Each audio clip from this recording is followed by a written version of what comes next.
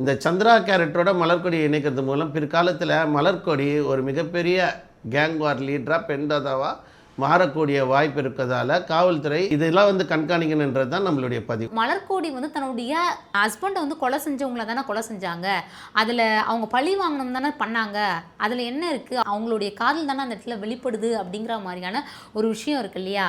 இதுக்கு உங்களுடைய பதில் என்ன? இப்போ பார்த்தீங்கன்னா ஃபஸ்ட்டு வந்து மலர்கொடி வந்து 3வது ஒய்ஃப்ன்றது நம்ம ஏற்றுக்கொள்ள வேண்டிய விஷயம். 2வது பார்த்தீங்கன்னா அடுத்து இவங்க ஃபில் பண்ண வேண்டிய விஷயம் இருக்குது. ஏடிஎம்கேல தோட்டம் சேகர் ஒரு கானா பாடகர் மட்டும் இல்லாமல் அந்த போயஸ் கார்டன் ஃபுல்லாக அவர் கண்ட்ரோலில் வச்சுருக்காரு. அந்த ராயப்பேட்டா பகுதியில் லோக்கலில் கட்சிக்கு தேவை எல்லா விஷயம் பண்ணுறதால அந்த பகுதியில் இருக்கக்கூடிய மறைமுக வருமானம்னு ஒன்று இருக்குது. அந்த மறைமுக வருமானம் ஒன்று வரணும். 2வது பார்த்திங்கன்னா இவர் கானா பாடகர்ன்றதையும் மீறி லோக்கலில் நடக்கிற கட்ட பஞ்சாயத்துக்கு அந்த இடத்துல மலர்கொடி ஃபில் பண்ண வந்திருக்காங்க. புரியுதுங்களா? இது ஏதோ அதாவது இவங்க பார்த்திங்கன்னா கண்டிப்பாக நம்ம ஹஸ்பண்டை பண்ணதுக்காக மட்டும் இது பண்ணல.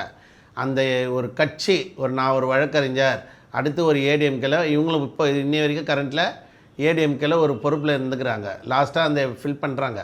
அப்போது நான் அந்த இடம் ஃபில் பண்ணால் அப்போது இந்த ஏரியா ஃபுல்லாக என்ன ஆகும், ஒரு பெண் தாதா கண்ட்ரோல் மாதிரி மலர்கொடி வளருவாங்கன்றது ஒன்று.